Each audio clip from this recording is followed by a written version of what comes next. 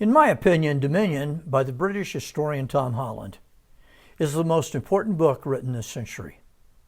It is a book about the domain of Jesus Christ, His majesty and power as it has grown over the centuries to become the most powerful cultural force ever known to mankind.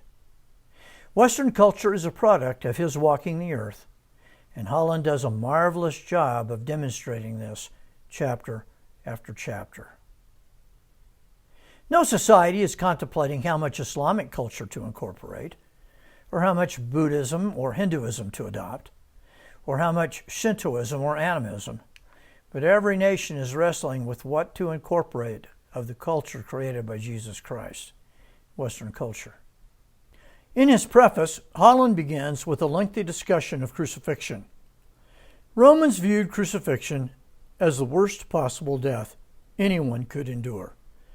Not only was it physically excruciating, where do we get that word? It was scandalous. A person felt tainted by even viewing it. For the Jews, the crucifixion of Jesus created even more problems than the horrible nature of his death. That the eternal God would have a son who became flesh and then be tortured to death on a cross was both stupefying and repellent. Not merely blasphemy, but madness. It took centuries, but eventually a corpse served as an icon of majesty. But in Dominion, Holland will show chapter after chapter that the crucifixion and torturous death of Jesus has continued to be an important issue even down to this day.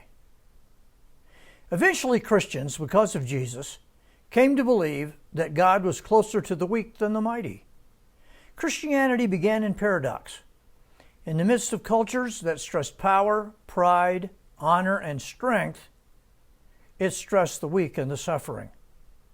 But it produced what one Jewish scholar called, quote, the most powerful hegemonic cultural system in the history of the world, end quote. Holland states his purpose as examining those Christian currents that are the most widely held and enduring in the present day. Quote, to live in a Western country is to live in a society saturated by Christian concepts and assumptions. By the way, I recommend this book to be read in conjunction with my book, 7 Ideas That Change the World, which is much shorter but has the same thesis. The emergence of Christianity is, quote, the single most transformative event in Western history, end quote. The ambition of Dominion is to trace what one 3rd century writer called the flood tide of Jesus Christ. It is, to coin a phrase, the greatest story ever told. In chapter 1, titled Athens 479 BC, Holland looks at the ancient world, particularly Greece and Persia. Holland examines the Persian Empire and finds an interesting conceit. Cyrus and Darius, 2 of the greatest Persian kings, believed they were ruling by the will of some sort of divine being, and this gave them the right to impose their will on others. The universe had a purpose. There was a pattern to things. Over in Greece, Aristotle taught that in the heavens there was a circular orbit, eternal and obedient, yet it depended on, quote, a mover which itself never moved, end quote. So Aristotle looked out on the world and concluded that there was an earthly order, a hierarchy with certain men at the top. He made his famous statement that he was thankful that he was not an animal, a barbarian, or a woman. The ancients all shared in this hierarchical view. It was commonly accepted that the way a man really became a man was by putting other men in the shade. Chapter 2 is titled Jerusalem 63 BC, and in it Holland moves from the Persians and Greeks to the Jews. The Jews came to the conclusion early that not only did they worship the supreme God, no other gods existed. Furthermore, mankind was unique. Only man had been fashioned in the image of one God, and mankind alone possessed dominion over all other created things. God was separate from his creation. He did not fight sea monsters, he created them. All of creation serves the one God. He is a God of order. God granted the Jews something he granted no other peoples, a covenant. And with that covenant, he gave legislation authored by himself. Every Jew, from the king to the simplest peasant, was subject to that law. And this introduces one of the most important ideas in the history of the world, the rule of law. In chapter 3, Mission, AD 19, Galatia, Holland begins to look at how the new religion of Christianity began to impact the world. He focuses on a rather amazing missionary, one Paul of Tarsus. The citizens of Galatia were profoundly committed to the worship of the emperor. Then along came Paul with his intolerant message. The Son of God, proclaimed by Paul, did not share his sovereignty with other deities. There were no other deities. The idea that a man crucified as a common criminal could be the supreme deity was scandalous to both Galatians and Jews.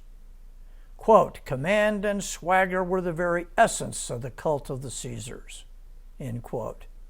And Holland talks about how powerful and influential that cult was. Paul's message was revolutionary. Everyone who opened themselves to the gospel of Jesus Christ were henceforward God's holy people. Holland considers this a turning point in world history. Quote, that the law of the God of Israel might be read, inscribed on the human heart, written there by his Spirit, was a notion that drew alike on the teachings of Pharisees and Stoics, and yet equally was foreign to them both. Its impact was destined to render Paul's letters the correspondence of a bum without position or reputation in the affairs of the world, the most influential, the most transformative, the most revolutionary ever written. Across the millennia and in societies and continents unimagined by Paul himself, their impact would reverberate. His was a conception of law that would come to suffuse an entire civilization. End quote. In this chapter, Holland also points out that Paul's teaching on sexual ethics was revolutionary. Actually, it is his theology of the body that is unique. But in teaching that our body is the temple of the Holy Spirit, Paul was not merely casting as sacrilege attitudes towards sex that most men in Corinth or Rome took for granted. He was also giving to those who serviced them, the bar girls and the painted boys in brothels, the slaves used without compunction by their masters. It was giving them a glimpse of salvation. Into the darkness of the first century pagan world, something startling happened. Not as a leader of armies, but as a victim, the Messiah had appeared. Quote, no one quite like him had ever been portrayed in literature, end quote. There was no comparison in Persian kings or Greek philosophers or Jewish prophets. The Logos, the Word, had become flesh. This person and message will unleash the greatest cultural force of all time.